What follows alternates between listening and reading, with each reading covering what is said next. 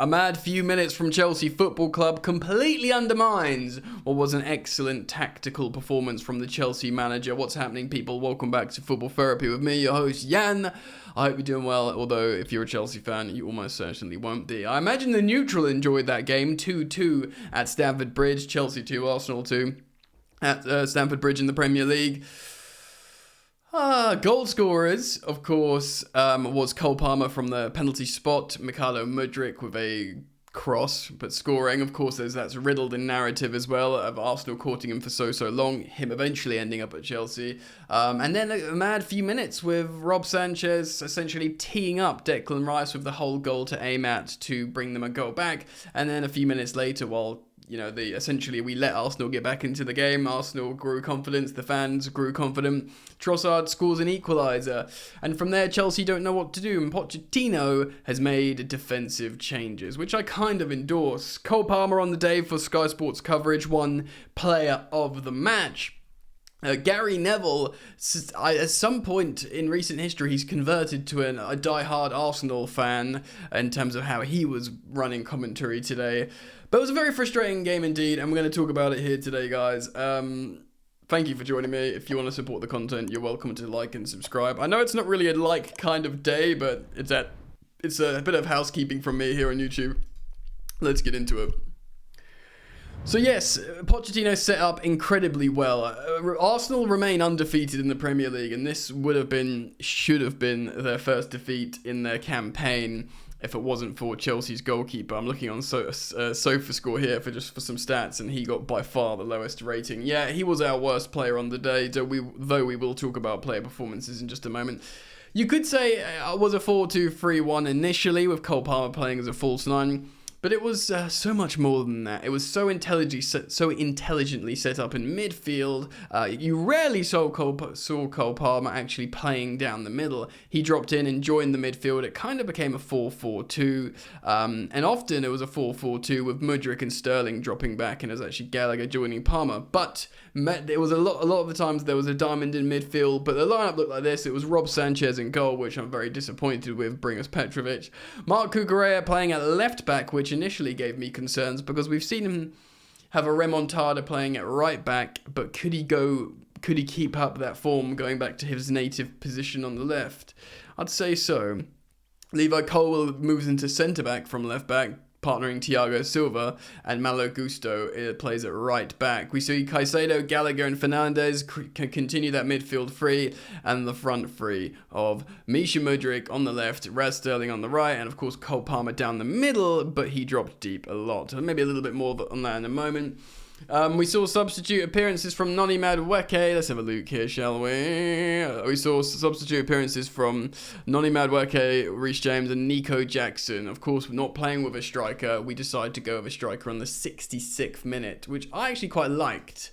So let's talk about that first. I did an Instagram live at halftime. I always do halftime lives. If you fancy watching, please do follow me on Instagram at FootballYannick. Yes, and people were going, I wish we had a striker. And I was like, no. Yes, Nico's been in form and it's fun for him to watch him play, but the truth is, the reason why we played so well and why this should have been an absolute tactical masterclass, it kind of was from Pochettino. He was just sort of let down by essentially his goalkeeper and some finishing at points, which is a recurring theme with Chelsea. Yes, so it's just blown my mind massively. So, look, I thought it was a really good plan to not play with a striker, and it worked, is what I'm saying here. The midfield carried on working really well, and rather interestingly as well, we see Reece James join the midfield. So, look, we dominate in this game, and I do mean we dominate, apart from that mad few minutes. We score a penalty in the first half, Cole Palmer. It's definitely a penalty. I know Gary Neville was whinging on the Sky Sports commentary, but Saliba has got his arm, I'll demonstrate here. He's got his arm above his head like that, and not only that, it's not like his arm's out like this, and it's somewhere inconsequential in the 18-yard box. No, his arm's above his head, and Mudryk's headering it to a desired area. I don't know if he's doing it on goal or to a teammate, but he's doing it in that direction. Saliba's arm's above his head, stops it. You may like that, you may not like that rule, you may be happy with it, whatever. The truth is, it's a penalty. It's just a penalty. If that happened to your team and you didn't get it, you would be fuming. So Cole Palmer wins the argument with Raheem Sterling, who's going to take it. And yeah, keep it with Palmer. It stays with Palmer until he misses, as far as I'm concerned. So Cole Palmer converts the penalty really, really well. He's in great form for Chelsea, 4 goal involvements in 4 games. And Chelsea go in at half-time 1-0 up. And yeah, we look good for it. We look good. We're playing well. I do my half-time live. Everyone's feeling good, talking about it. And then in the second half, within 3 minutes, we score again. And that's exactly what you want, especially in the London derby. Mikhailo Mudryk assists Conor Gallagher apparently, but Mudryk gets to the left side of the 18-yard box. He wants to cross it to the back post. It's not a lob. I know Sky Sports posted there's a lob. Look, if you think he meant it, comment down below. But he doesn't want, because everyone talks about David Raya was way off his line and it was poor goalkeeping positioning. He doesn't once look at David Raya, Mudryk. He's not at all thinking, oh, I'm going to lob the goalkeeper from this really peculiar angle. That will be a really low chance value when I should be crossing it to my teammate. He tries to cross it to his teammate, he scuffs it a little, and it goes in the... it lobs Raya. If I'm wrong, I'll be very happy to be wrong, because it means Mudryk just very intentionally scored a wonderful finish. But the truth is, I'm pretty adamant he doesn't look at the goal once. So at this point, you're thinking, oh yeah, we're cooking, everything's looking good, everyone's generally playing very well. Cucurella looks like he's continuing his remontada at left back.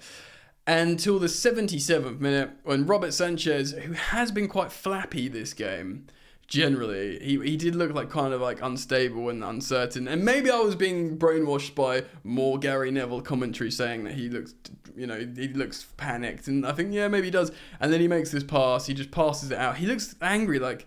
Because Enzo Fernandez, I think, is the recipient. But it's such a loose pass that Enzo turns because he's like, well, that's obviously not for me. And it goes to, it's like you see it sometimes in football, but you don't always see it result in a goal. And obviously Rice picks up and says, thank you very much, I'll just put that there. So it's a massive mistake from Rob Sanchez. Enzo Fernandez is a great receiver of passes. It's just a bad mistake. And to be honest, man, it's within minutes later, they score again. Leandro Trossard, what's it, 8 minutes later, and it's Saka assisting Leandro Trossard in the 84th minute, and we don't come back from that. 7 minutes extra time, it should have been more, it should have been 10 plus with the stoppages. But Leandro Trossard gets the equaliser.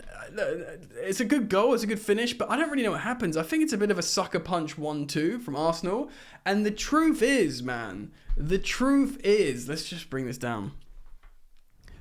Chelsea was so much better than Arsenal. Arsenal won't give a so-and-so, and they shouldn't do either. They've come away to Chelsea. They've been off it a little bit. Chelsea were really good. Chelsea were better in stats. We were better on expected goals, better on expected assists. We had slightly less of the ball, but that won't, worry us. We had more shots on target. More free kicks, more throw-ins, stuff like that, more big chances. Their goalkeeper made more saves. I think both goalkeepers were poor today, but one was worse than the other, and that was ours. But yes, this was an amazingly well thought out tactical plan from Pochettino, and you've got to hand it to him. And look, the commentary team are rightly analysing it and saying, because Arsenal couldn't do anything in midfield. They didn't know where to go. They didn't get what's usually afforded to them when they play well. And we were winning. We were 2-0 up. We were probably going to make them get more desperate, and we could have scored a third, and the game could have finished 3-0. I know that's rewriting history, but that's just what could have happened, man. Do you know what I mean? That's in terms of how the game was going and how the control was being executed by Chelsea.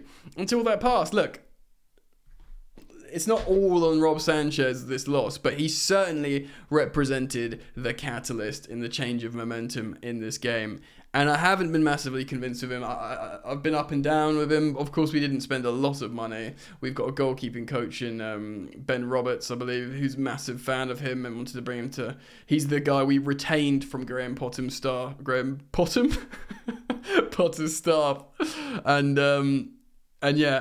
So he likes him. But the truth is, there are people in Petrovic's camp who obviously hasn't got a minute played yet, who think he's good enough to be Chelsea's number one, and that he believes he will become. I know, and he'd cost even less money. So from going to the goalkeeper, most expensive goalkeeper of all time, to these goalkeepers that both are relatively inexpensive, like 20 million and 12 million, and the 12 million guy probably should be starting at the moment on form of the 20 million pound guy. Again, Rob Sanchez, I don't condone any abuse or anything, and it's not all on him, but certainly that moment I feel like was very, very costly for Chelsea Football Club in this game. Look, man, in terms of player performances as well, I think a lot of people are good. Malo looks good. He had a couple of wobbly moments later on. Cucurella carried on his good performance on the left. Levi, a bit wobbly when he started, settled though, back in more inside his native centre-back position. Thiago Silva, one of our best players in the game, rightly sung to by the Stamford Bridge faithful. Incredible, 39 years old, still playing so well against elite opposition in Arsenal. The midfield was good. Conor Gallagher was very good. But the thing is, it wasn't about shining individuality in this game. Maybe you could say Cole Palmer. Cole Palmer, again, like I said, won Sky Sports Man of the Match, but it wasn't really about individual, shining in this game. It was about the tactical setup by Pochettino. He had it right. He basically didn't let Arsenal do what they usually do or want to do in midfield. They couldn't play it in midfield. It was sometimes a flat 4-4-2, of course, 4 along the middle, with Gallagher and Palmer up top. But those two guys as well, they will drop deep and just really create a dense overload. But despite having this sort of dense overload in midfield, there were still outlets. We were still, in the opening half hour, it showed you all our stat. We had all the shots. We had all the touches in the opposition area when Arsenal had 0 shots, 0 touches in our area. So despite this being very functional, the tactical setup, it wasn't free-flowing attacking football, we still had the better of them. This, for me, is a massive, massive feeling of loss in terms of the result. But in terms of my confidence in Pochettino, it's a win. And that sounds, I don't mean, and don't get that the wrong way. I'm really very frustrated and upset with this result.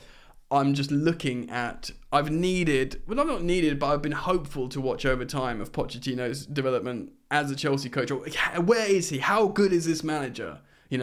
He went to PSG. Yeah, he was vogue for a while at Tottenham, but he's not like a winner, is he? But how we just need a good coach at the moment. How good is he now? How good is he as a coach? The performances were okay, and we probably, we didn't get the results our performances deserved.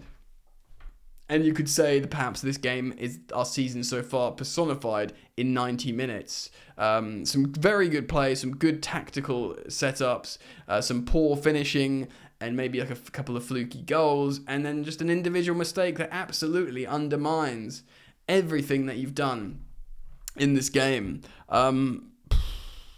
Look, everyone, all the neutral analysts, broadcasters, content creators, all these people who speak about football for a job, and people down the pub, and tomorrow morning when you go to work, they'll be like, yeah, Chelsea were better than Arsenal in that game. But then again, if you let the team back in, Arsenal have to take it. And you could, I wasn't obviously in the stadium, but you could feel that Arsenal just believed, and you would not have been surprised if Arsenal went on and won that game. And the headlines would be like, Arsenal play worse but get the result, sign of champions. But you have to give them that sniff, and we gave them that sniff. Very, very frustrating. I don't really understand Reece James coming in midfield. I think that's probably just trying to see out the game. Malo Gusto's playing well. We wanted to get Reece a few minutes, and it was like a big, high-profile game. It's just, I don't know. It's tough, man. Let me know what you think, guys. Obviously, immensely frustrating. I thought the game was going to end 3-0 and it ends up 2-2. So often you see games like that.